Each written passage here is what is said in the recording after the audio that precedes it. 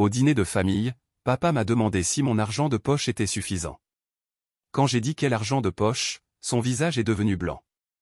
Il s'avère que maman avait caché les 2000 $ mensuels qu'il mettait de côté pour moi, les envoyant à ma sœur chérie pour faire du shopping de luxe à Paris pendant que je travaillais jusqu'à ce que je m'effondre d'épuisement.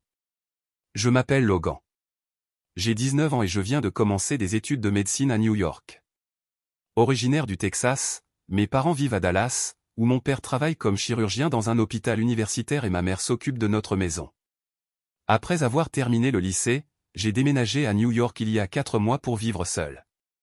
J'ai travaillé dur et je suis entré en faculté de médecine en juillet, inspiré par mon père, mais je n'ai pas pu profiter d'une vie universitaire typique. Je voulais me faire des amis, rejoindre des clubs et m'amuser, mais l'argent était serré. Mes parents paient mes frais de scolarité, mais je dois gérer toutes mes autres dépenses. En dehors des cours, j'ai accepté des emplois comme tuteur, personnel événementiel et travail dans un bar. Même avec ces boulots, j'ai du mal à joindre les deux bouts chaque mois avec le loyer et les frais de subsistance. Je change souvent d'emploi pour m'adapter à mon emploi du temps et je travaille principalement le week-end. C'est dur, tant mentalement que physiquement. Je suis fatigué en cours et quand je rentre tard, j'ai du mal à trouver l'énergie pour étudier. J'ai peur de devoir redoubler parce que je prends du retard dans mes cours.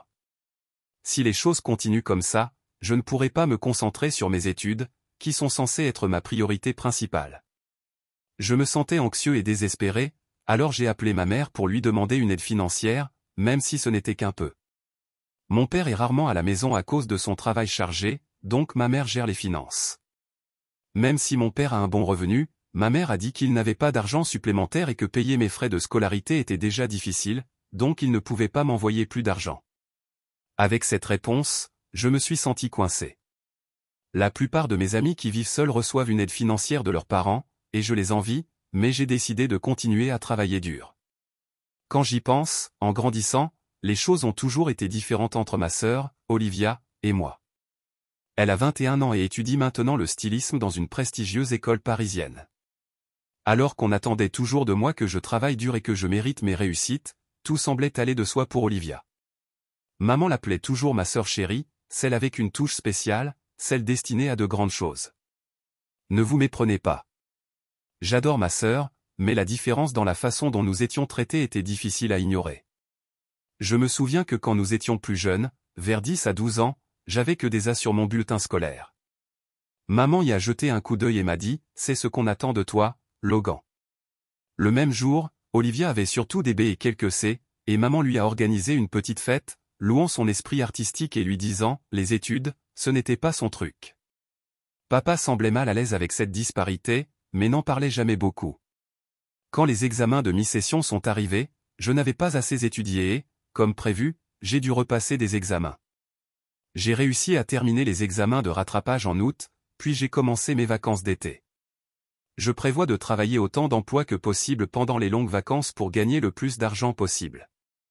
Après les vacances d'été, je prévois de me concentrer davantage sur mes études, je vais donc réduire mes horaires de travail. Cela signifie que je dois économiser encore plus d'argent, donc je vais réduire mes frais de subsistance.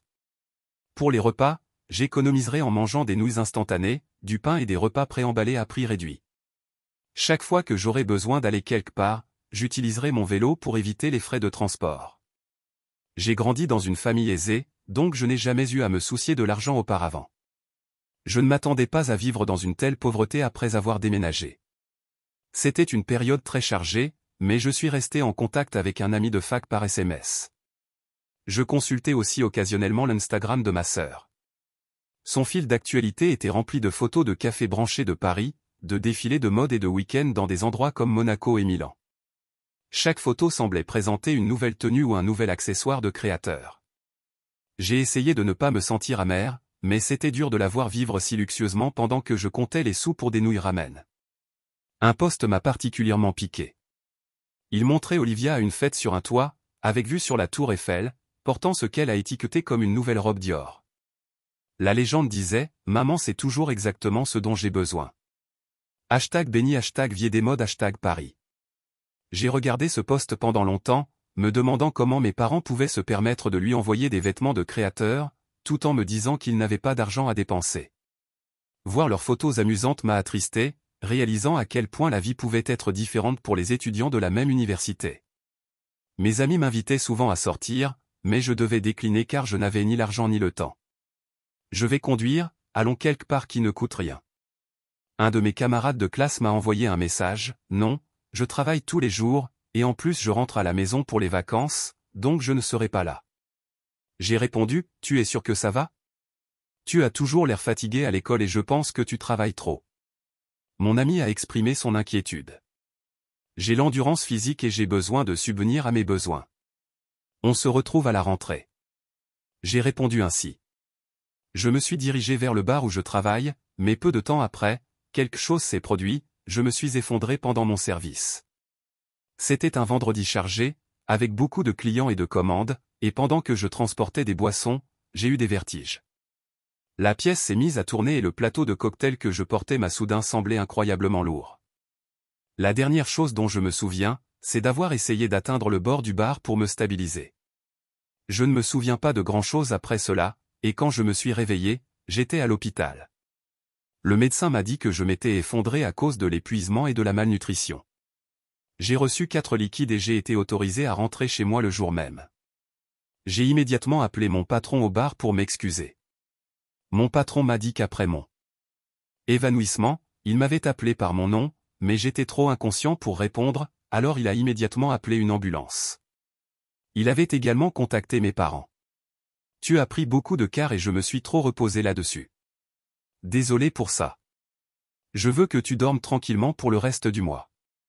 Mon patron a dit que cela signifiait une baisse de mes revenus. En rentrant de l'hôpital en métro, je me suis demandé si je devais donner d'autres cours particuliers. Je me sentais perdu. Je devais travailler au bar le lendemain, mais comme j'avais un jour de congé, j'ai décidé de rester au lit et de me reposer. En consultant mon téléphone, j'ai vu un message de mon ami que j'avais manqué. Inconsciente, j'ai répondu et expliqué pourquoi je n'avais pas répondu plus tôt. Après avoir pris connaissance de ma situation, mon ami a décidé de passer. Il a fait les courses et m'a préparé des spaghettis tout en mangeant le repas qu'il avait gentiment préparé. Nous avons parlé du coût de la vie seule. Quand j'ai mentionné que je ne recevais aucune aide financière de la maison, mon ami a été surpris. C'est pour ça que tu travailles si dur. Ton père est médecin. Tu devrais te faire aider.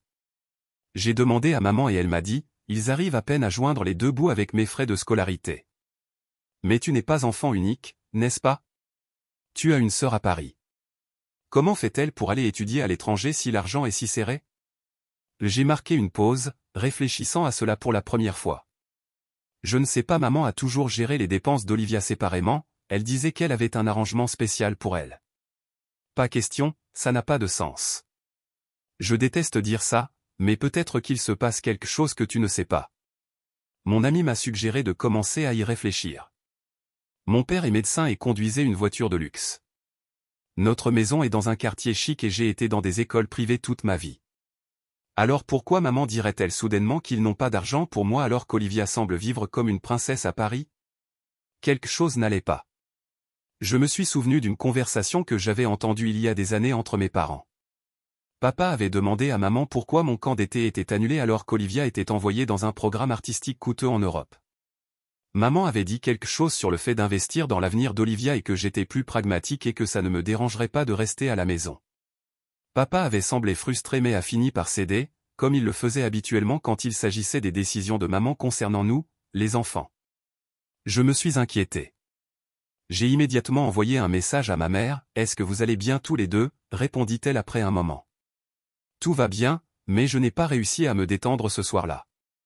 La curiosité a pris le dessus. J'ai appelé Olivia directement, ce que je faisais rarement, car nous n'étions pas particulièrement proches. Logan, qu'est-ce qui ne va pas? Tu n'appelles jamais? Elle avait l'air vraiment surprise, juste pour prendre de tes nouvelles. Comment va Paris? Super comme toujours. Maman vient de m'envoyer le plus mignon des sacs Chanel pour mon anniversaire le mois prochain. Elle est toujours si attentionnée avec ses cadeaux, j'en ai eu un coup de cœur. Oh, c'est gentil. Dis donc, je me demandais, comment tu gères tes finances là-bas? Paris doit être cher. Oh, je ne m'inquiète pas pour ce genre de choses. Maman me transfère environ $3000 par mois pour les dépenses, plus un supplément quand j'ai besoin de quelque chose de spécial. Tu sais comment elle est avec moi. J'avais l'impression qu'on m'avait donné 3000 dollars par mois. Quand on m'a dit qu'il n'y avait pas un seul dollar de côté pour moi, j'ai raccroché rapidement, prétextant que je devais étudier. Je pensais qu'il disait simplement qu'il n'avait pas d'argent pour me calmer ou pour m'apprendre à être indépendante.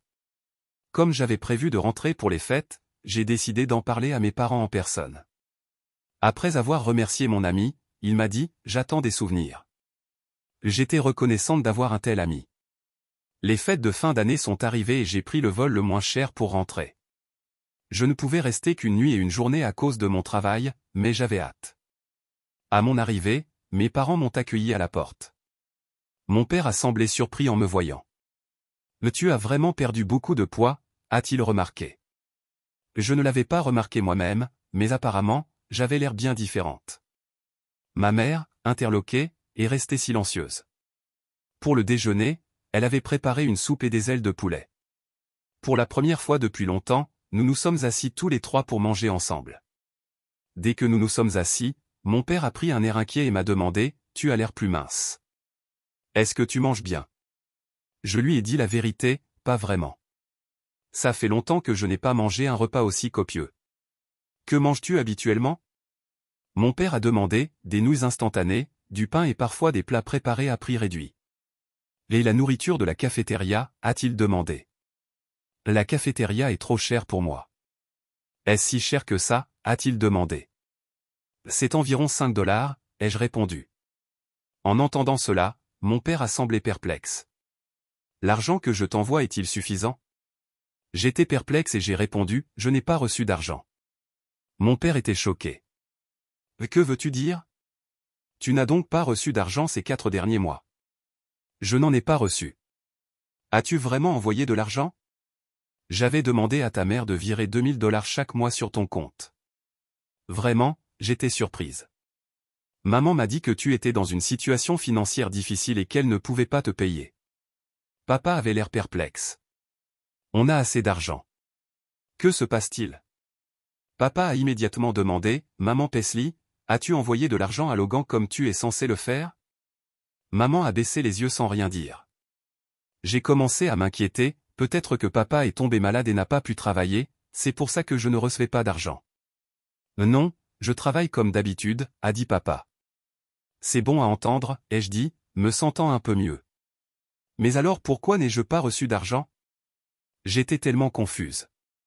Et comment Olivia peut-elle se permettre de vivre à Paris si l'argent est si serré? Qu'est-ce que tu veux dire? Et Olivia? Papa semblait encore plus confus. Bon, que se passe-t-il? A demandé papa à nouveau. Maman restait silencieuse et ne nous regardait pas, s'il vous plaît, ne restez pas silencieux. Pouvez-vous m'expliquer? A demandé papa à nouveau. Finalement, maman a dit doucement. Je n'ai pas envoyé d'argent à Logan. Quoi? Tu n'as pas envoyé d'argent à Logan? A-t-elle admis. Papa et moi étions choqués. Quoi? Pourquoi pas? A demandé papa, surpris. Il y a trop de choses à payer. Maman a commencé à expliquer, notre prêt immobilier n'est-il pas déjà remboursé? Le papa a insisté, réalisant qu'elle ne pouvait plus le cacher. Maman a révélé, je garde l'argent pour Olivia. J'étais choqué. Que veux-tu dire par là pour Olivia? Elle en a plus besoin que toi. Maman a continué calmement. Elle étudie la mode à Paris. C'est cher. Elle doit avoir l'air à la hauteur, se faire des relations. J'ai demandé un peu d'argent, même un peu, mais tu as dit que tu n'en avais pas les moyens. Alors que tu envoyais 3000 dollars par mois à Olivia, maman a soudainement levé les yeux. Comment sais-tu combien je lui ai envoyé? Il y a eu un appel du travail de Logan récemment disant que tu t'étais effondré à cause du surmenage. Papa est intervenu et j'ai remarqué aujourd'hui combien de poids tu as perdu. Logan s'est effondré? Que s'est-il passé? On dirait que mon père n'en avait jamais entendu parler. J'ai expliqué, oui, mais ce n'était pas grave. Là, pourquoi tu ne me l'as pas dit? Le papa s'est tourné vers maman, la voix plus forte. Je suis désolé, j'avais peur que tu découvres que je n'envoyais pas d'argent. Ma mère a répondu, attends, laisse-moi comprendre. Le papa a dit, la voix serrée, pleine de colère. Tu as retenu l'argent de poche de Logan, le laissant se débattre jusqu'à l'effondrement, tout en envoyant secrètement de l'argent supplémentaire à Olivia. Pourquoi? Des virées shopping à Paris? Ce n'est pas comme ça. Maman a protesté. Olivia a du potentiel. Elle doit entretenir une certaine image. Tu ne comprends rien au monde de la mode et Logan n'a pas de potentiel. La voix de papa était incrédule. Il étudie la médecine. Il suit mes traces. C'est exactement ça. Maman a rétorqué. Il est exactement comme toi. Il s'en sortira. Il n'a pas besoin d'aide. Olivia est spéciale, elle est fragile, elle a besoin de soutien. Je n'arrivais pas à croire ce que j'entendais pendant toutes ces années d'enfance. Je sentais le favoritisme, mais l'entendre dire si crûment était comme un coup de couteau dans mon cœur. Combien lui as-tu donné? Demanda papa d'une voix dangereusement basse. Maman hésita, 3000 $ par mois pour les frais de subsistance et peut-être un peu plus parfois. Combien en plus? Insista papa, je ne sais pas. Peut-être 2000 $ ou 3000 $ de plus, certains mois pour des événements de réseautage, des vêtements corrects, des accessoires. Le visage de papa était devenu pâle. Donc tu as détourné 5000 $ ou 6000 $ par mois pour Olivia pendant que Logan se privait de nourriture et travaillait jusqu'à s'effondrer. Quand tu le dis comme ça fait mal, dit maman sur la défensive. Mais Olivia construit sa carrière. Elle a besoin de ces choses. Et qu'a-t-elle acheté avec tout cet argent? Demanda papa, juste des choses dont elle a besoin. Maman répondit vaguement, comme le sac Chanel que tu viens de lui offrir pour son anniversaire le mois prochain, ajoutai-je doucement. Maman me regarda, choquée. Comment as-tu fait? Je l'ai appelée. Elle m'a tout raconté. Comment tu t'assures toujours qu'elle est ce dont elle a besoin? Comment tu lui envoies un supplément quand elle veut quelque chose de spécial? C'est incroyable, dit papa en secouant la tête. Logan a dû travailler jusqu'à s'effondrer parce qu'il n'avait pas d'argent, tandis que sa sœur parade dans Paris avec des sacs de créateurs. Olivia a toujours été spéciale, dit maman en levant le menton d'un air défensif. Elle a besoin de plus de soutien. Non, dit papa fermement. Ce dont elle a besoin, c'est d'un retour à la réalité, et toi aussi. Il se tourna vers moi, Logan, je suis vraiment désolé. Je n'avais aucune idée de ce qui se passait. Je pensais que tu recevais ton argent de poche depuis le début. C'est bon, papa, Non, ce n'est pas bon, l'interrompit-il. Rien de tout ça n'est bon. Il se tourna vers maman. Paisley, à partir de maintenant, je m'occuperai de toutes les finances. J'enverrai de l'argent directement sur le compte de Logan et nous aurons une discussion sérieuse sur les dépenses d'Olivia. Tu ne peux pas faire ça, protesta maman. Olivia a besoin. Ce dont Olivia a besoin, c'est d'apprendre la valeur de l'argent. Papa la coupa. Elle a 21 ans, elle vit comme une célébrité à nos frais pendant que son frère se tue presque au travail. Ça s'arrête maintenant. Le reste du déjeuner fut tendu et presque silencieux. J'ai picoré ma nourriture, soudainement plus faim, malgré avoir été affamé quelques instants auparavant. Maman s'essuyait les yeux de temps en temps avec sa serviette, jouant la victime, tandis que papa était assis, raide de colère, la mâchoire si serrée que je pouvais voir un muscle se contracter dans sa joue. Après, je me suis retiré dans ma chambre, accablé par tout ce qui s'était passé. J'entendais mes parents se disputer en bas, leur voix s'élevant de temps en temps avant de retomber dans des murmures tendus. J'étais allongé sur mon lit, les yeux rivés au plafond de ma chambre d'enfant, repensant à toutes ces années de favoritisme subtil, la façon dont Olivia a eu une voiture pour ses 16 ans alors qu'on me disait que je pouvais économiser pour en acheter une. Comment ces œuvres d'art étaient encadrées et exposées bien en évidence dans toute la maison, tandis que mes résultats scolaires étaient traités comme attendus et sans particularité. L'été, je voulais participer à un camp scientifique, mais on m'a dit que c'était trop cher, pour découvrir plus tard qu'Olivia avait été envoyée dans un programme artistique d'1 mois en Italie le même été. Tout avait du sens maintenant. Le schéma avait toujours été là, mais je n'avais jamais compris à quel point il était profond. La disparité financière n'était que la manifestation la plus récente et la plus extrême de la préférence de maman toute sa vie. Plus tard dans la soirée, papa a frappé à ma porte. Puis-je entrer? J'ai hoché la tête, et il s'est assis lourdement au bord de mon lit. Je veux que tu saches à quel point je suis désolé, a-t-il dit. Je n'avais aucune idée que ta mère faisait ça. Je pensais que tu recevais ton argent de poche et qu'Olivia avait un budget bien plus modeste. Ce n'est pas ta faute, papa. Si. J'aurais dû m'occuper davantage des finances. Je faisais confiance à ta mère pour gérer les choses équitablement, et j'étais trop occupé par mon travail pour y prêter attention.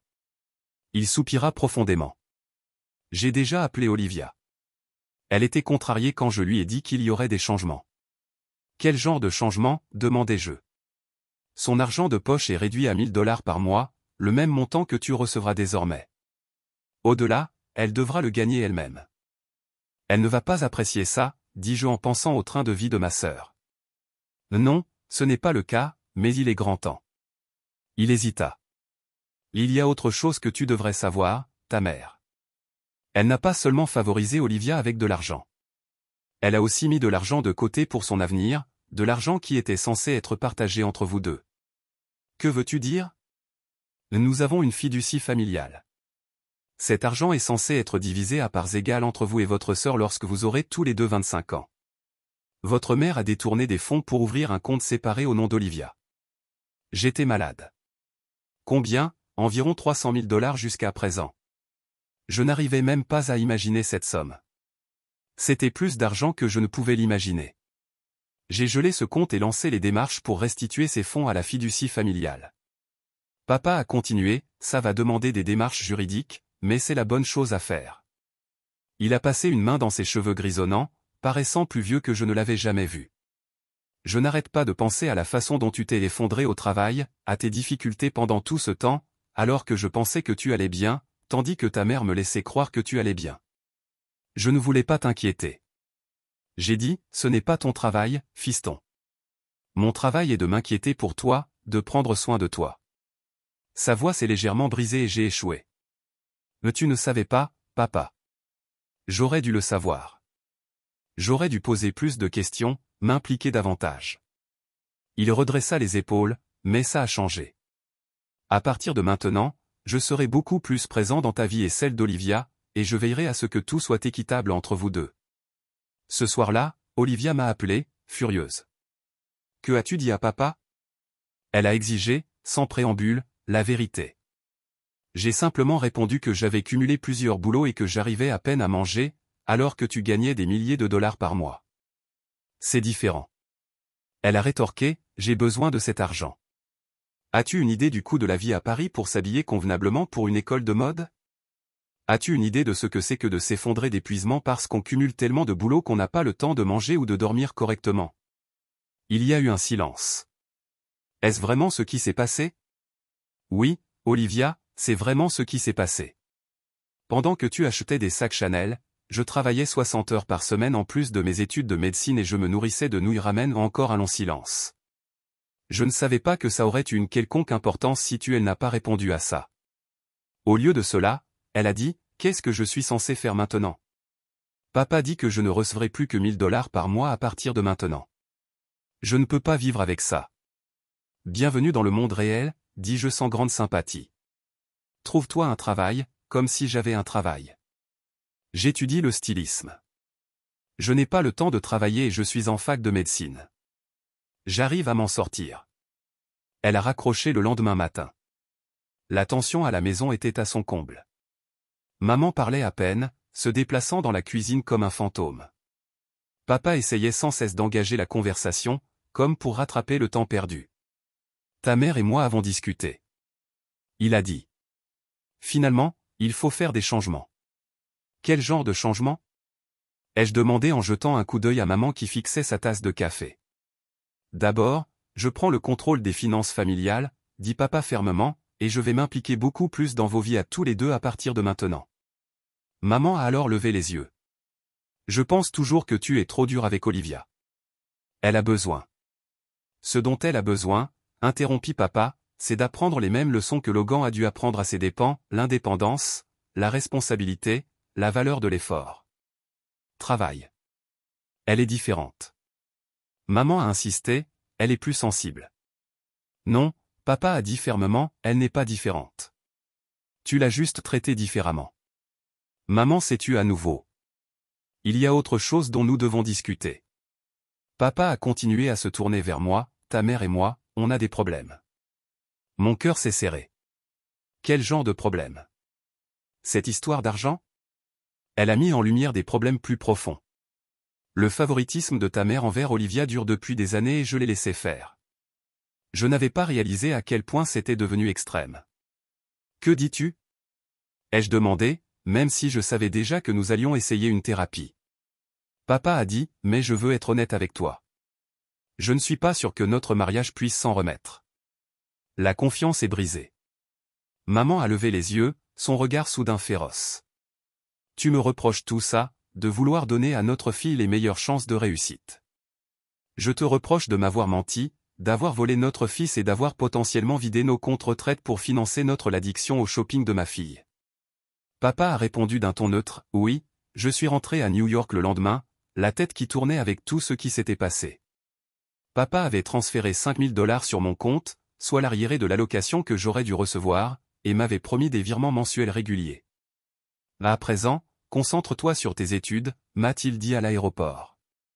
C'est ça qui compte maintenant. La première chose que j'ai faite en rentrant à l'appartement a été d'acheter des provisions, de vraies provisions, des légumes frais, de la viande, des fruits, des aliments que je n'avais pas pu m'offrir depuis des mois. Je me suis préparé un bon repas et je me suis assis pour le manger, savourant chaque bouchée. C'était si simple, mais cela ressemblait à un luxe. La pression financière relâchée, j'ai pu réduire mes heures de travail.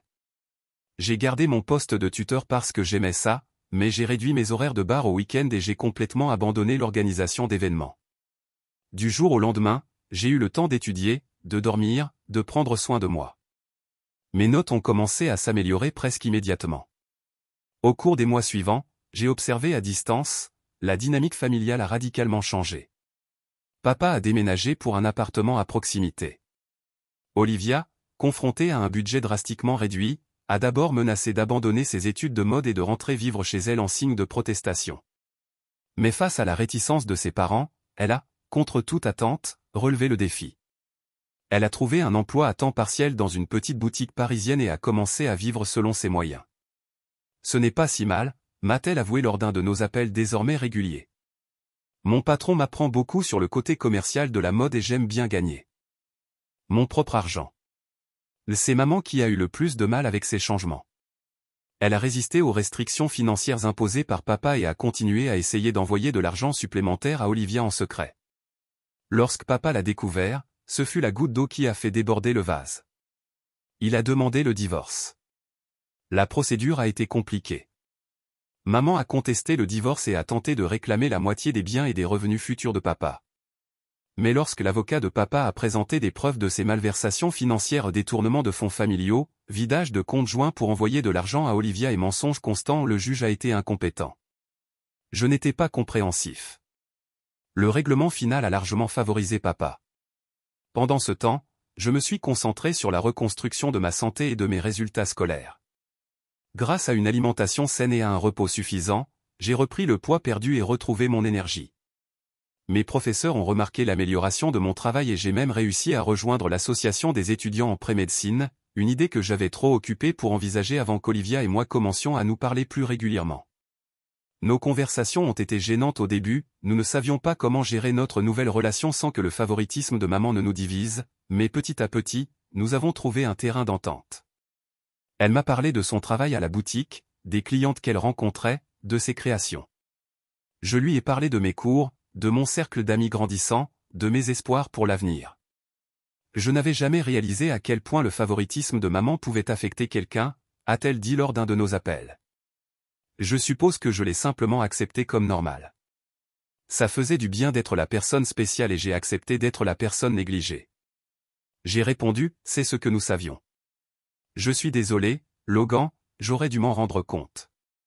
Nous étions tous les deux les enfants, Liv, ce n'était pas notre responsabilité de voir ça. 1 an plus tard, je réussis bien à la faculté de médecine. La pression financière étant levée, j'ai pu réduire mes heures de travail et me concentrer sur mes études. Mes notes se sont améliorées et j'ai même rejoint quelques clubs et me suis fait plus d'amis. Papa s'est installé dans sa nouvelle vie de célibataire et semble plus heureux que je ne l'ai vu depuis des années. Il me rend visite à New York tous les 2 mois et nous sommes plus proches que jamais. Lors de sa dernière visite, nous avons parlé pendant des heures de sa carrière médicale, de mes études, de notre passion commune pour les sciences, des conversations que nous n'avions jamais eu le temps d'avoir quand j'étais enfant. J'ai toujours su que tu avais l'étoffe d'un grand médecin, m'a-t-il dit. Mais je suis encore plus fier de la personne que tu deviens. Olivia a peut-être connu la transformation la plus surprenante. Après avoir d'abord mal supporté les restrictions financières, elle a assumé son indépendance. Elle est toujours à l'école de mode, mais elle travaille également à la boutique, ce qui s'est transformé en un précieux apprentissage. Elle conçoit sa propre petite collection et apprend à créer de belles choses avec un budget limité. Nous nous parlons régulièrement et, pour la première fois, j'ai l'impression d'avoir une vraie relation avec ma sœur. Mon professeur m'a dit, mes nouvelles créations témoignent d'une maturité et d'un sens pratique qui me manquaient auparavant, m'a-t-elle confié fièrement lors d'un de nos appels vidéo. Il dit que les contraintes peuvent être les meilleures amies d'un designer. Elles vous obligent à être créatif d'une manière que des ressources illimitées ne pourraient jamais faire. Qui aurait cru que les restrictions budgétaires pouvaient être une bonne chose? J'ai ri certainement pas l'ancienne moi, a-t-elle admis, mais je crois que je préfère la nouvelle moi. Maman a eu le plus de mal à s'adapter. Le divorce l'a laissée avec moins que ce à quoi elle s'attendait et elle a dû déménager de la maison familiale à un petit appartement. Elle a encore du mal à accepter sa nouvelle réalité et nous reproche, à papa et moi, de nous être retournés contre Olivia. Elle a commencé à travailler à temps partiel dans un grand magasin local, son premier emploi depuis plus de 20 ans et même si elle s'en plaint constamment, je pense que la structure et les interactions sociales lui sont bénéfiques. Sa relation avec nous deux reste tendue. Elle m'appelle de temps en temps, même si nos conversations ont tendance à soyez bref et superficiel avec Olivia. Elle essaie toujours de maintenir la dynamique d'avant, lui proposant de lui envoyer de l'argent qu'elle n'a pas, suggérant à Olivia de rentrer vivre chez elle, là où maman pourrait s'occuper d'elle. Olivia a appris à maintenir ses limites avec douceur mais fermeté. La semaine dernière, lors d'un de nos appels vidéo, Olivia m'a montré quelques-unes de ses dernières créations, des pièces élégantes et minimalistes qui semblaient chères, mais fabriquées à partir de matériaux abordables. Je n'aurais jamais appris à faire ça si j'avais encore eu des fonds illimités. Elle a admis. Les contraintes nourrissent la créativité. Je suppose que tu es vraiment doué pour ça. Je lui ai dit, sincèrement impressionné. Elle a souri, merci, et tu seras un excellent médecin un jour. Elle a marqué une pause. Je suis désolé pour tout à l'heure, de ne pas avoir vu ce qui t'arrivait. Ce n'était pas ta faute, ai-je dit, nous étions toutes les deux prises dans la dynamique étrange de maman. Pourtant, j'aurais dû m'en rendre compte. Elle a hésité, tu rentres chez papa pour Noël? Oui, toi, oui, et j'ai pensé qu'on pourrait peut-être aller voir maman ensemble. Elle traverse une période difficile. J'y ai réfléchi. Malgré tout, elle c'était toujours notre mère. D'accord, j'ai accepté, on y va ensemble. Au cours des 2 années qui ont suivi ce dîner de fête fatidique où la vérité a éclaté, notre famille a été complètement reconfigurée. Les changements n'ont pas tous été faciles, mais je crois qu'ils étaient nécessaires. Papa est plus heureux et plus impliqué en tant que parent. Olivia a découvert sa force et sa créativité. J'ai trouvé mes marques à la faculté de médecine et je m'épanouis tant sur le plan scolaire que social. Et maman? Eh bien, maman est encore en phase d'adaptation. Peut-être le sera-t-elle toujours, mais au moins, maintenant, les relations familiales sont fondées sur la vérité plutôt que sur la manipulation et le favoritisme. Parfois, la famille est compliquée et la guérison prend du temps, mais, comme je l'ai appris, l'honnêteté, aussi douloureuse soit-elle, est le premier pas vers une vie plus saine. La vérité sur le favoritisme de ma mère a failli détruire notre famille, mais après cela, nous construisons quelque chose de nouveau, des relations fondées sur le respect, l'équité et l'amour sincère plutôt que sur la manipulation et les traitements de faveur. Ce n'est pas parfait et ça ne le sera jamais, mais c'est réel et, pour la première fois de ma vie, je ressens comme si j'étais vu pour qui je suis, non seulement comme l'enfant défavorisé, mais comme Logan, un étudiant en médecine, un fils, un frère, une personne digne de soutien et d'amour, tout comme moi. 3 ans plus tard, je n'aurais jamais imaginé que les choses changeraient autant. Je suis maintenant en 4e année de médecine, presque premier de ma promotion et je me prépare pour les entretiens d'internat. Papa a été mon soutien tout au long de cette période, m'appelant chaque semaine pour prendre de mes nouvelles et prenant l'avion pour New York à chaque étape importante. Le mois dernier, Olivia a créé la surprise en lançant sa première collection de mode indépendante à Paris. Ce qui m'a le plus choqué, c'est de voir papa assis au premier rang de son défilé, rayonnant de fierté. Après des années passées à être le projet de maman, elle et papa ont construit leur propre relation. Ses créations minimalistes, pratiques et élégantes ont attiré l'attention de plusieurs boutiques. Elle s'en sort à sa façon, sans l'argent de sa famille pour la soutenir. Quant à maman, le parcours n'a pas été facile. Le divorce l'a humiliée d'une manière que personne n'aurait imaginée. L'année dernière, après que son grand magasin l'a promue au poste de directrice adjointe, quelque chose. Elle a changé. Elle m'a appelé un soir en sanglotant, « Je suis fière de toi, Logan. » Elle a prononcé des mots que j'avais attendus toute une vie. J'avais tort, tellement tort. Notre relation reste compliquée, mais nous y travaillons. Elle suit actuellement une thérapie et se demande pourquoi elle avait une telle préférence pour Olivia. Apparemment, cela vient de sa propre enfance. En tant que sœur négligée, elle apprend enfin à voir ses 2 enfants. De toute évidence, le développement le plus inattendu s'est produit il y a 6 mois, lorsque papa a rencontré Catherine, une infirmière pédiatrique à son hôpital. Le voir retomber amoureux à 52 ans a été magnifique. Lorsqu'il m'a appelé pour me dire qu'il me demandait en mariage, je n'ai ressenti que du bonheur pour lui. Ce Noël sera nos premières vacances tous ensemble, papa et Catherine Olivia, arrivés de Paris. Maman oui, elle est invitée et moi. Ce ne sera pas parfait, la famille ne l'est jamais, mais ce sera honnête. L'effondrement qui a tout déclenché. J'y repense parfois, comment quelque chose d'aussi douloureux a pu être le catalyseur de la guérison des blessures profondes de notre famille. Je ne souhaiterais une telle expérience à personne, mais je ne peux regretter où cela nous a menés. Parfois, il faut s'effondrer complètement avant de pouvoir reconstruire. Au dîner de famille, papa m'a demandé si mon argent de poche était suffisant. J'ai demandé, quel argent de poche, son visage est devenu blanc. Il s'avère que maman avait caché les 2000 $ mensuels qu'il mettait de côté pour moi, les envoyant à ma sœur, la petite prodige, pour faire du shopping de luxe à Paris pendant que je travaillais jusqu'à ce que je m'effondre d'épuisement.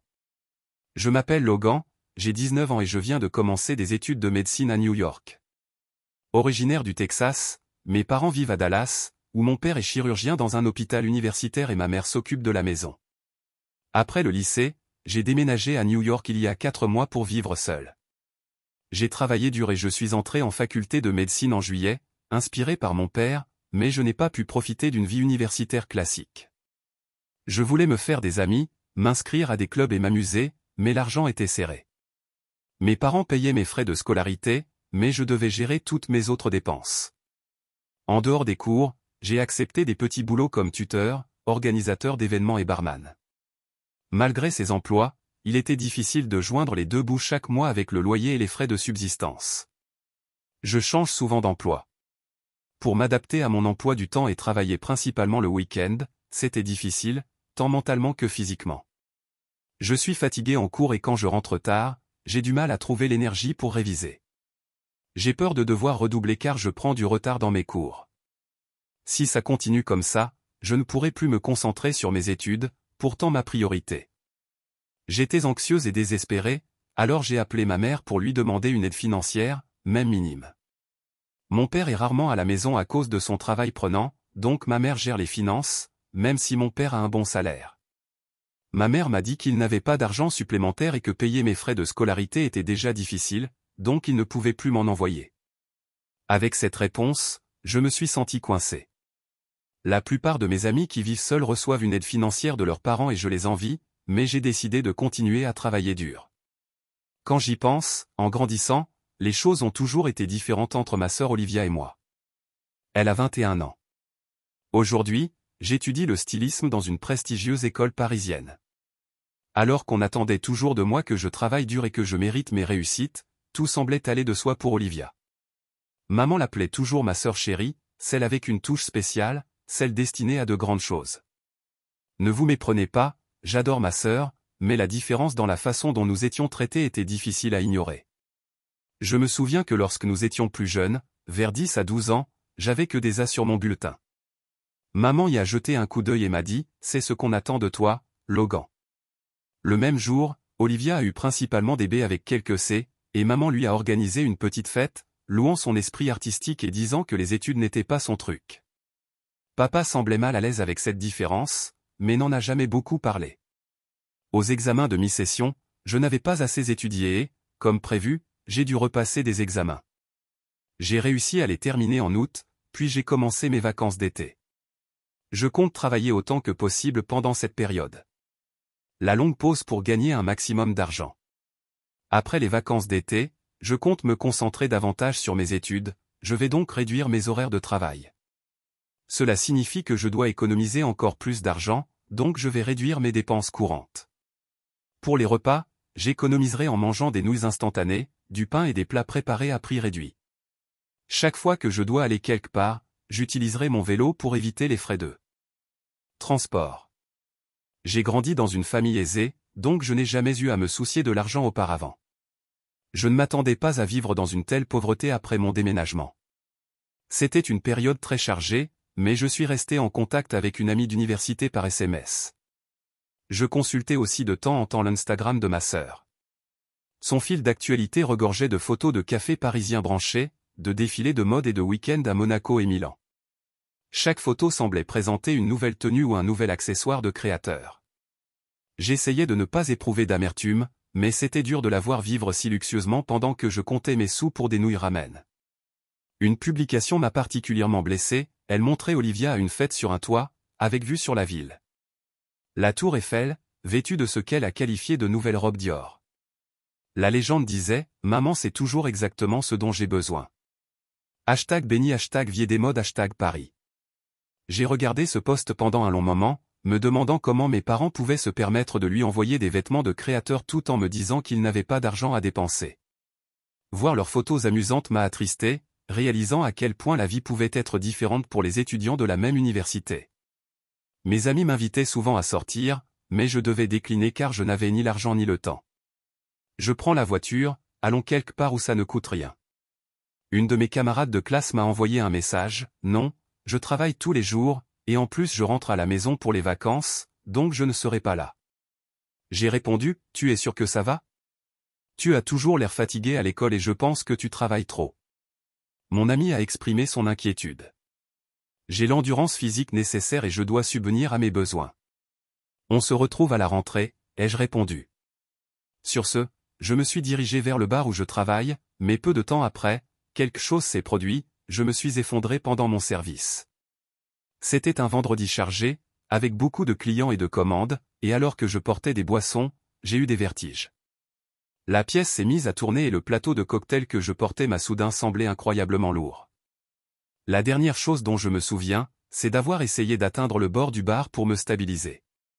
Je ne me souviens plus de grand-chose après cela et, à mon réveil, j'étais à l'hôpital. Le médecin m'a dit que je m'étais effondré à cause de l'épuisement et de la malnutrition. J'ai reçu 4 perfusions et j'ai pu rentrer chez moi le jour même. J'ai immédiatement appelé mon patron au bar pour m'excuser. Mon patron m'a dit qu'après mon malaise, il m'avait appelé par mon nom, mais que j'étais trop inconscient pour répondre, alors il a immédiatement appelé une ambulance. Il avait également contacté mes parents. Tu as pris beaucoup de quart et je me suis trop reposé là-dessus. Désolé. Je veux que tu dormes tranquillement pour le reste du mois. Mon patron a dit que cela signifiait baisse de mes revenus. En rentrant de l'hôpital en métro, je me suis demandé si je ne devrais pas donner plus de cours particuliers. Je me sentais perdu. Je devais travailler au bar le lendemain, mais j'avais maintenant mon jour de congé. J'ai décidé de rester au lit et de me reposer. En consultant mon téléphone, j'ai vu un message de mon ami que j'avais manqué. Inconsciente, j'ai répondu et expliqué pourquoi je n'avais pas répondu plus tôt. Après avoir pris connaissance de ma situation, mon ami a décidé de passer.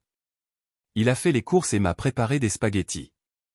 Tout en mangeant le repas qu'il avait gentiment préparé, nous avons discuté du coût de la vie en solo. Quand j'ai mentionné que je ne recevais aucune aide financière de la maison, mon ami a été surpris. C'est pour ça que tu travailles si dur. Ton père est médecin. Tu devrais te faire aider. J'ai demandé à maman et elle m'a dit qu'il s'en sort à peine avec mes frais de scolarité. Mais tu n'es pas fille unique, n'est-ce pas? Tu as une sœur à Paris. Comment fait-elle pour aller étudier à l'étranger si l'argent est si serré? J'ai marqué une pause, réfléchissant à cela pour la première fois. Je ne sais pas, maman, elle a toujours géré les dépenses d'Olivia séparément, elle disait avoir un arrangement spécial pour elle. C'est pas vrai, ça n'a pas de sens. Je déteste dire ça, mais peut-être qu'il se passe quelque chose que tu ignores. Mon ami m'a suggéré de commencer à y réfléchir. Mon père est médecin et conduisait une voiture de luxe. Notre maison est dans un quartier chic et j'ai fréquenté des écoles privées toute ma vie. Alors pourquoi maman dirait-elle soudainement qu'ils n'ont pas d'argent pour moi alors qu'Olivia semble vivre comme une princesse à Paris? Quelque chose clochait. Je me suis souvenu d'une conversation que j'avais entendue il y a des années entre mes parents. Papa avait demandé à maman pourquoi mon camp d'été avait été annulé alors qu'Olivia était envoyée dans un programme artistique coûteux en Europe. Maman avait parlé d'investir dans l'avenir d'Olivia et que j'étais plus pragmatique et que ça ne me dérangerait pas de rester à la maison. Papa avait semblé frustré, mais a fini par céder, comme il le faisait toujours face aux décisions de maman concernant nous, les enfants. Je me suis inquiété. J'ai immédiatement envoyé un message à ma mère, « Vous allez bien tous les deux ?» a-t-elle répondu au bout d'un moment. « On va bien. » Bien, mais je n'ai pas pu me détendre ce soir-là. La curiosité a pris le dessus. J'ai appelé Olivia directement, ce que je faisais rarement, car nous n'étions pas particulièrement proches. « Logan, qu'est-ce qui ne va pas? Tu n'appelles jamais ?» Elle avait l'air vraiment surprise. « Je prenais juste de tes nouvelles. »« Comment va Paris ? » ?»« Super comme toujours.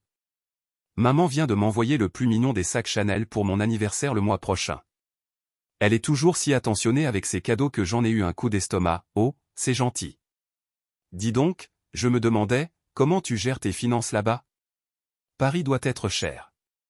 Oh, je ne m'inquiète pas pour ce genre de choses.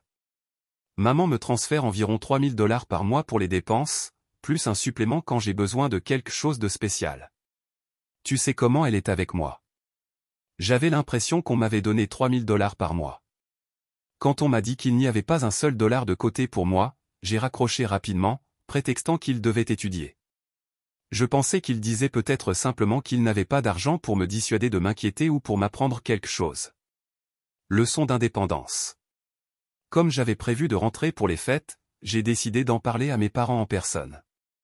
Après avoir remercié mon ami, il m'a dit, « J'attends des souvenirs. » J'étais reconnaissante d'avoir un tel ami. Les fêtes de fin d'année sont arrivées et j'ai pris le vol le moins cher pour rentrer. Je ne pouvais rester qu'une nuit et une journée à cause de mon travail, mais j'avais hâte. À mon arrivée, mes parents m'ont accueilli à la porte. Mon père a semblé surpris en me voyant. « Mais tu as vraiment perdu du poids ?» a-t-il remarqué. Je ne l'avais pas remarqué moi-même, mais apparemment, j'avais l'air bien différente. Ma mère, interloquée, est restée silencieuse. Pour le déjeuner, elle avait préparé une soupe et des ailes de poulet. Pour la première fois depuis longtemps, nous nous sommes assis tous les trois pour manger ensemble. Dès que nous nous sommes assis, mon père a semblé inquiet et m'a demandé, « Tu as l'air plus mince. Est-ce que tu manges correctement ?» Je lui ai dit la vérité. « Pas vraiment. Ça faisait longtemps que je n'avais pas mangé un repas aussi copieux. »« Que manges-tu habituellement ?» a demandé mon père. « Des nouilles instantanées, du pain et parfois des plats préparés à prix réduit. »« Et la nourriture de la cafétéria ?» a-t-il demandé. « La cafétéria est trop chère pour moi. »« C'est si cher que ça ?» a-t-il demandé. « C'est environ 5 $, ai-je répondu. En entendant cela, mon père a semblé perplexe. « L'argent que je t'envoie est-il suffisant ?» J'étais perplexe et j'ai répondu, « Je n'ai pas reçu d'argent. » Mon père était choqué. « Que veux-tu dire ? Donc tu n'as pas reçu d'argent depuis 4 mois. » Je n'ai rien reçu. Est-ce que tu as vraiment envoyé de l'argent ? J'avais demandé à ta mère de virer 2000 $ chaque mois sur ton compte. Vraiment, j'étais surprise. Maman m'a dit que tes finances étaient serrées et qu'elle ne pouvait pas te payer. Papa avait l'air perplexe. On a assez d'argent. Que se passe-t-il ? Papa a immédiatement demandé, « Maman Paisley, est-ce que tu as envoyé de l'argent à Logan comme tu es censé le faire ?» Maman a baissé les yeux sans rien dire. J'ai commencé à m'inquiéter, peut-être que papa est tombé malade et n'a pas pu travailler, c'est pour ça que je ne recevais pas d'argent. Non, je travaille comme d'habitude. Papa a dit, c'est bien de. Écoute, dis-je, me sentant un peu mieux. Mais alors pourquoi n'ai-je pas reçu d'argent ? J'étais tellement confuse. Et comment Olivia peut-elle se permettre de vivre à Paris si l'argent est si rare ? Que veux-tu dire ? Et Olivia ? Papa semblait encore plus confus. Que se passe-t-il ? Demanda papa à nouveau. Maman restait silencieuse et ne voulait pas nous regarder. S'il vous plaît, ne restez pas silencieux. Peux-tu expliquer ? Demanda papa à nouveau. Finalement, maman dit doucement, je n'ai pas envoyé d'argent à Logan. Quoi? Tu n'as pas envoyé d'argent à Logan, admit-elle. Papa et moi étions choqués. Quoi? Pourquoi pas? Demanda papa, surpris. Il y a tout simplement trop de choses à payer. Maman commença à expliquer, notre prêt immobilier n'est-il pas déjà remboursé? Insista papa, réalisant qu'elle ne pouvait plus le cacher. Maman révéla, je garde l'argent pour Olivia. J'étais choqué. Que veux-tu dire par Olivia? Elle en a plus besoin que toi. Maman continua calmement. Elle étudie la mode à Paris. C'est cher. Elle doit avoir l'air de son rôle, se faire des relations. J'ai demandé un peu d'argent, même un peu, mais tu as dit que tu n'en avais pas les moyens. Alors que tu envoyais 3 000 $ par mois à Olivia, la tête de maman s'est brusquement relevée. Comment sais-tu combien je lui ai envoyé? Le travail de Logan m'a récemment appelé pour me dire que tu t'étais effondré à cause du surmenage. Papa est intervenu, et j'ai remarqué aujourd'hui combien tu as perdu de poids. Quoi? Logan s'est effondré. Que s'est-il passé? On dirait que mon père n'en avait jamais entendu parler. J'ai expliqué, oui, mais ce n'était pas grave. Ah, pourquoi tu ne me l'as pas dit? Papa s'est tourné vers maman, la voix plus forte. Je suis désolé, j'avais peur que tu découvres que je n'envoyais pas d'argent, a répondu ma mère. Attends, laisse-moi comprendre, a dit papa, la voix tendue, pleine de colère. Tu as retenu l'argent de poche de Logan, le laissant galérer jusqu'à l'épuisement, tout en envoyant secrètement de l'argent supplémentaire à Olivia. Pourquoi? Des virées shopping à Paris? Ce n'est pas comme ça, a protesté maman. Olivia a du potentiel. Elle doit entretenir une certaine image. Tu ne comprends rien au monde de la mode et Logan n'a pas de potentiel. La voix de papa était incrédule. Il étudie la médecine. Il suit mes traces. C'est exactement ça. Maman a rétorqué. Il est exactement comme toi. Il ira bien. Il n'a pas besoin d'aide. Olivia est spéciale. Elle est fragile. Elle a besoin de soutien. Je n'arrivais pas à croire ce que j'entendais pendant toutes ces années d'enfance. Je sentais le favoritisme, mais l'entendre dire si crûment était comme un coup de couteau dans mon cœur. Combien lui as-tu donné? Demanda papa d'une voix dangereusement basse. Maman hésita. 3 000 $ par mois pour les frais de subsistance et peut-être un peu plus parfois. Combien en plus? Papa insista, je ne sais pas. Peut-être 2 000 $ ou 3 000 $ de plus, certains mois pour des événements de réseautage, des vêtements corrects, des accessoires. Le visage de papa était devenu pâle. Donc tu as détourné 5 000 $ ou 6 000 $ par mois pour Olivia pendant que Logan se privait de nourriture et travaillait jusqu'à l'épuisement. Quand tu le dis comme ça sonne mal, dit maman sur la défensive. Mais Olivia construit sa carrière. Elle a besoin de ces choses. Et qu'a-t-elle acheté avec tout cet argent? Papa a demandé, juste des choses dont elle a besoin. Maman a répondu vaguement, comme le sac Chanel que tu viens de lui offrir pour son anniversaire le mois prochain, ai-je ajouté doucement. Maman m'a regardé, choquée. Comment as-tu fait? Je l'ai appelée. Elle m'a tout raconté, comment tu t'assures toujours qu'elle est ce dont elle a besoin, comment tu lui envoies des extras quand elle veut quelque chose de spécial. C'est incroyable, a dit papa en secouant la tête. Logan a dû travailler jusqu'à s'effondrer parce qu'il n'avait pas d'argent, tandis que sa sœur parade dans Paris avec des sacs de créateurs. Olivia a toujours été spéciale, a dit maman en levant le menton, sur la défensive. Elle a besoin de plus de soutien. Non, a dit papa fermement. Ce dont elle a besoin, c'est d'une prise de conscience, et toi aussi. Il s'est tourné vers moi, Logan, je suis vraiment désolé. Je n'avais aucune idée de ce qui se passait. Je pensais que tu recevais ton argent de poche depuis le début. C'est bon, papa, Non, ce n'est pas bon. Il l'a interrompu. Rien de tout ça n'est bon. Il s'est tourné vers maman. Paisley. À partir de maintenant, je m'occuperai de toutes les finances. J'enverrai de l'argent directement sur le compte de Logan et nous aurons une discussion sérieuse sur les dépenses d'Olivia. Tu ne peux pas faire ça, protesta maman. Olivia a besoin d'apprendre la valeur de l'argent. Papa l'a coupée. Elle a 21 ans et vit comme une célébrité à nos frais pendant que son frère se tue au travail. Ça s'arrête maintenant. Le reste du déjeuner fut tendu et presque silencieux. J'ai picoré ma nourriture, soudainement sans faim, malgré l'appétit qui m'avait saisi quelques instants auparavant. Maman s'essuyait les yeux de temps en temps avec sa serviette, jouant la victime, tandis que papa restait assis, figé par la colère, la mâchoire si serrée que je pouvais voir un muscle se contracter sur sa joue. Après cela, je me suis retiré dans ma chambre, bouleversé par tout ce qui s'était passé. J'entendais mes parents se disputer en bas, leur voix s'élevant par moments avant de se réduire à des murmures tendus. Allongé sur mon lit, je fixais le plafond de ma chambre d'enfant, pensant à toutes ces années de favoritisme subtil. La façon dont Olivia a eu une voiture pour ses 16 ans alors qu'on me disait que je pouvais économiser pour en avoir une. Ses œuvres d'art ont été encadrées et exposées bien en vue dans toute la maison, tandis que mes résultats scolaires étaient traités comme attendus et sans intérêt. L'été où j'ai voulu participer à un camp scientifique, mais on m'a dit que c'était trop cher, pour découvrir plus tard qu'Olivia avait été envoyée en Italie pour un programme artistique d'1 mois le même été. Tout prenait sens maintenant.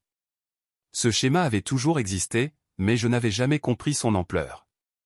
La disparité financière n'était que la manifestation la plus récente et la plus extrême de la préférence de maman, qui avait toujours été la mienne. Plus tard dans la soirée, papa a frappé à ma porte. « Je peux entrer ?» J'ai hoché la tête, et il s'est assis lourdement au bord de mon lit. « Je veux que tu saches à quel point je suis désolé, » a-t-il dit. « Je ne savais pas que ta mère faisait ça. Je pensais que tu recevais ton argent de poche et que Olivia avait un budget beaucoup plus modeste. Ce n'est pas ta faute, papa. C'est vrai, même si j'aurais dû m'impliquer davantage dans les finances. Je faisais confiance à ta mère pour gérer les choses équitablement, et j'étais trop occupé par mon travail pour y prêter attention. » Il soupira profondément. J'ai déjà appelé Olivia. Elle était contrariée quand je lui ai dit qu'il y aurait des changements. De quel changement s'agit-il, demandai-je. Son argent de poche est réduit à 1 000 $ par mois, le même montant que toi à partir de maintenant. Au-delà, elle devra le gagner elle-même. Elle ne va pas apprécier, dis-je en pensant au train de vie de ma sœur. Non, elle n'apprécie pas, mais il est grand temps. Il hésita. Il y a autre chose. Tu devrais savoir, ta mère, qu'elle n'a pas seulement favorisé Olivia avec de l'argent. Elle a aussi mis de l'argent de côté pour son avenir, de l'argent qui était censé être partagé entre vous deux. Que veux-tu dire? Nous avons une fiducie familiale qui est censée être partagée à parts égales entre toi et ta sœur quand vous aurez tous les deux 25 ans. Ta mère a détourné des fonds pour ouvrir un compte séparé au nom d'Olivia. Je me sentais mal. Combien? Environ 300 000 $ jusqu'à présent. Je n'arrivais même pas à imaginer ce montant. C'était plus d'argent que je ne pouvais l'imaginer. J'ai gelé ce compte et lancé la procédure pour restituer ces fonds à la fiducie familiale. Papa a continué, cela nécessitera des démarches juridiques, mais c'est la bonne chose à faire. Il a passé une main dans ses cheveux grisonnants, paraissant plus vieux que je ne l'avais jamais vu. Je n'arrête pas de penser à la façon dont tu t'es effondré au travail, à la façon dont tu as lutté pendant tout ce temps, alors que je pensais que tu allais bien, tandis que ta mère me laissait croire que tu allais bien. Je ne voulais pas t'inquiéter. J'ai dit, ce n'est pas ton travail, mon fils. Mon travail est de m'inquiéter pour toi, de prendre soin de toi. Sa voix s'est légèrement brisée et j'ai échoué. Tu ne savais pas, papa. J'aurais dû le savoir. J'aurais dû poser plus de questions, m'impliquer davantage. Il a redressé les épaules, mais cela change maintenant.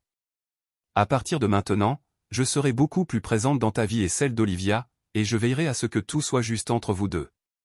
Ce soir-là, Olivia m'a appelé, furieuse. Que as-tu dit à papa? Elle a exigé, sans préambule, la vérité. J'ai simplement répondu que j'avais cumulé plusieurs boulots et que j'avais à peine les moyens de manger, alors que tu gagnais des milliers de dollars par mois. C'est différent. Elle a rétorqué, j'ai besoin de cet argent. As-tu idée du coût de la vie à Paris pour s'habiller convenablement pour l'école de mode? As-tu idée de ce que c'est que de s'effondrer d'épuisement parce qu'on cumule tellement de boulot qu'on n'a pas le temps de manger ou de dormir correctement? Il y a eu un silence. Est-ce vraiment ce qui s'est passé? Oui, Olivia, c'est vraiment ce qui s'est passé. Pendant que tu achetais des sacs Chanel, je travaillais 60 heures par semaine en plus de mes études de médecine et je me nourrissais de nouilles ramen. Un autre long silence. Je ne savais pas. Est-ce que ça aurait eu de l'importance si tu l'avais su? Elle n'a pas répondu. Au lieu de cela, elle a dit, qu'est-ce que je suis censé faire maintenant? Papa dit que je ne gagne que 1 000 $ par mois. À partir de maintenant, je ne peux plus vivre avec ça. Bienvenue dans le monde réel, ai-je dit sans beaucoup de compassion. Trouve-toi un travail, comme si j'avais un travail. J'étudie le stylisme. Je n'ai pas le temps de travailler et je suis en fac de médecine. J'arrive à m'en sortir. Elle a raccroché au nez le lendemain matin. La tension à la maison était à son comble. Maman parlait à peine, se déplaçant dans la cuisine comme un fantôme. Papa n'arrêtait pas d'essayer d'engager la conversation, comme pour rattraper le temps perdu. Ta mère et moi avons discuté. Il a dit, enfin, il faut faire des changements. Quel genre de changement? Ai-je demandé en jetant un coup d'œil à maman qui fixait sa tasse de café. D'abord, je prends le contrôle des finances familiales, a dit papa fermement. Et je vais m'impliquer beaucoup plus dans vos vies à tous les deux à partir de maintenant. Maman a alors levé les yeux. Je pense toujours que tu es trop dur avec Olivia. Elle a besoin. Ce dont elle a besoin, interrompit papa, c'est d'apprendre les mêmes leçons que Logan a dû apprendre à ses dépens, l'indépendance, la responsabilité, la valeur du travail. Elle est différente. Maman a insisté sur le fait qu'elle était plus sensible. Non, dit papa fermement, elle n'est pas différente. Tu l'as juste traitée différemment. Maman se tut à nouveau. Il y a autre chose dont nous devons discuter. Papa continua de se tourner vers moi. Ta mère et moi, on a des problèmes. Mon cœur se serra. Quel genre de problème? Cette histoire d'argent? Cela a mis en lumière des problèmes plus profonds. Le favoritisme de ta mère envers Olivia dure depuis des années et je l'ai laissé faire. Je n'avais pas réalisé à quel point c'était devenu extrême. Que dis-tu? Demandai-je, même si je savais déjà que nous allions essayer une thérapie. Papa dit, mais je veux être honnête avec toi. Je ne suis pas sûr que notre mariage puisse s'en remettre. La confiance est brisée. Maman leva les yeux, son regard soudain féroce. Tu me reproches tout ça, de vouloir donner à notre fille toutes les chances de réussite. Je te reproche de m'avoir menti, d'avoir volé notre fils et d'avoir potentiellement vidé nos comptes de retraite pour financer l'addiction au shopping de notre fille. Papa a répondu oui d'un ton neutre. Je suis retourné à New York le lendemain, la tête qui tournait avec tout ce qui s'était passé. Papa avait transféré $5000 sur mon compte, un arriéré de l'allocation que j'aurais dû recevoir, et promis des virements mensuels réguliers à partir de maintenant. Concentre-toi sur tes études, m'a-t-il dit à l'aéroport.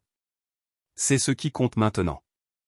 La première chose que j'ai faite en rentrant à mon appartement a été d'acheter des provisions, de vraies provisions, des légumes frais, de la viande, des fruits, des aliments que je n'avais pas pu m'offrir depuis des mois. Je me suis préparé un vrai repas et je me suis assis pour le manger, savourant chaque bouchée. C'était une chose si simple, mais cela ressemblait à un luxe. Avec la pression financière relâchée, j'ai pu réduire mes heures de travail. J'ai gardé mon travail de tuteur parce que j'aimais ça, mais j'ai réduit mes horaires de bar au week-end et j'ai complètement abandonné le personnel événementiel. Soudain, j'ai eu le temps d'étudier, de dormir, de prendre soin de moi. Mes notes ont commencé à s'améliorer presque immédiatement. Au cours des mois suivants, j'ai observé de loin les changements radicaux de la dynamique familiale. Papa a déménagé pour un appartement à proximité. Olivia, confrontée à un budget drastiquement réduit, a d'abord menacé d'abandonner ses études de mode et de rentrer vivre chez elle en signe de protestation. Mais face à la résistance de ses parents, elle a, contre toute attente, relevé le défi. Elle a trouvé un emploi à temps partiel dans une petite boutique parisienne et a commencé à vivre selon ses moyens. En fait, ce n'est pas si mal, m'a-t-elle avoué lors d'un de nos appels désormais réguliers. Mon patron m'apprend beaucoup sur le côté commercial de la mode et j'aime bien gagner mon propre argent. C'est maman qui a eu le plus de mal avec ces changements. Elle a résisté aux restrictions financières imposées par papa et a continué à essayer d'envoyer de l'argent supplémentaire à Olivia en secret. Lorsque papa l'a découvert, ce fut la goutte d'eau qui a fait déborder le vase. Il a demandé le divorce. La procédure a été compliquée. Maman a contesté le divorce et a tenté de réclamer la moitié des biens et des revenus futurs de papa.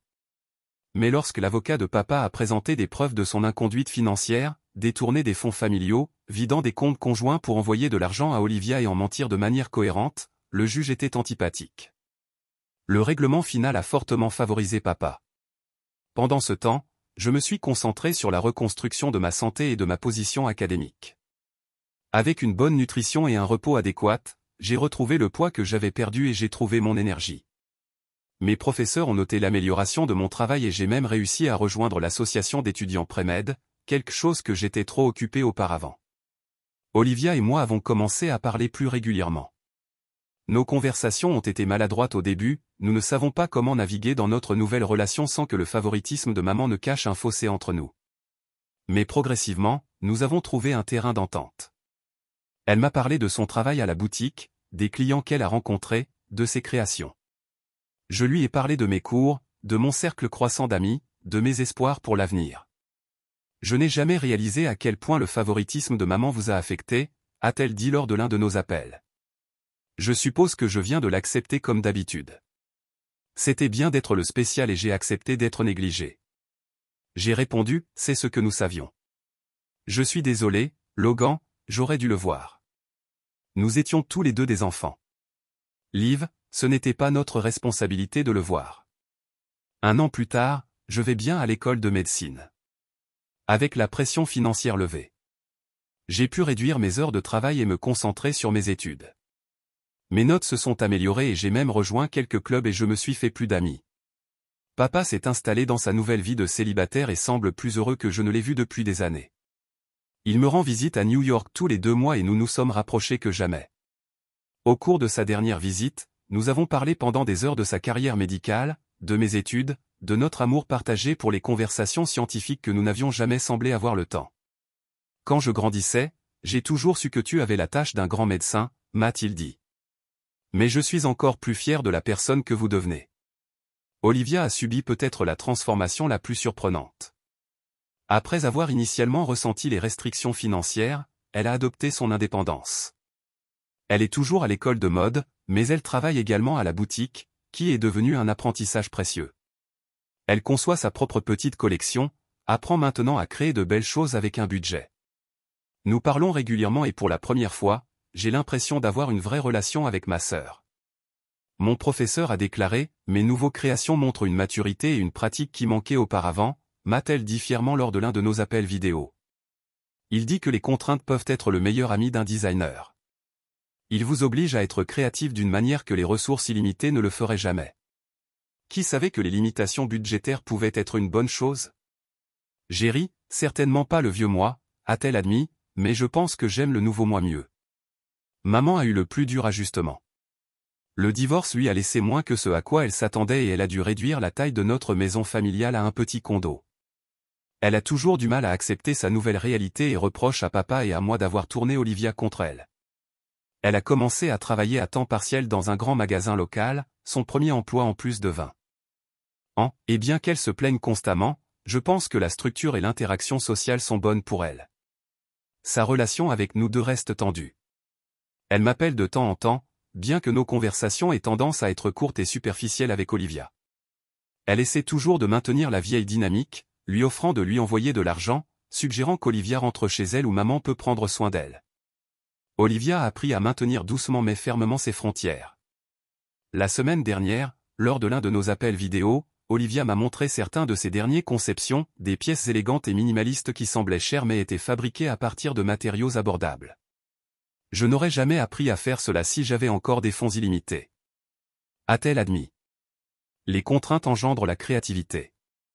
Je suppose que vous êtes vraiment bon dans ce domaine, lui ai-je dit, vraiment impressionné. Elle a souri, merci, et vous allez être un grand médecin un jour. Elle fit une pause. Je suis désolé pour ne pas voir ce qui vous arrivait. Ce n'était pas de ta faute, j'ai dit que nous étions tous les deux pris dans la dynamique étrange de maman. Pourtant, j'aurais dû le remarquer. Elle a hésité, tu vas à la maison pour Noël? Ah papa, oui, vous, oui, et j'ai pensé que nous pourrions peut-être rendre visite à maman ensemble. Elle a du mal. Je l'ai considérée. Malgré tout, elle était toujours notre mère. D'accord, j'ai accepté, nous irons ensemble. Au cours des 2 années qui ont suivi ce dîner de vacances fatidique lorsque la vérité est sortie, notre famille a été complètement reconfigurée. Les changements n'ont pas tous été faciles, mais je pense qu'ils ont été nécessaires. Papa est plus heureux et plus engagé en tant que parent. Olivia a découvert sa propre force et sa créativité. J'ai trouvé ma place à l'école de médecine et je prospère à la fois académiquement et socialement. Et maman? Eh bien, maman s'adapte toujours. Peut-être qu'elle le sera toujours, mais au moins maintenant, les relations dans notre famille sont basées sur la vérité plutôt que sur la manipulation et le favoritisme. Parfois, la famille est compliquée et la guérison prend du temps, mais, comme je l'ai appris, l'honnêteté, aussi douloureuse, est la première étape vers quelque chose de plus sain. La vérité sur le favoritisme de ma mère a presque détruit notre famille, mais à la suite, nous construisons quelque chose de nouveau, des relations basées sur le respect, l'équité et l'amour authentique plutôt que la manipulation et le traitement préférentiel. Ce n'est pas parfait et ce ne sera jamais, mais c'est réel et pour la première fois de ma vie, j'ai l'impression d'être vu pour qui je suis, non seulement en tant qu'enfant moins favorisé, mais en tant que Logan, un étudiant en médecine, un fils, un frère, une personne digne de soutien et d'amour, tout comme je le suis. 3 ans plus tard, je ne m'attendais pas à ce que les choses changeraient.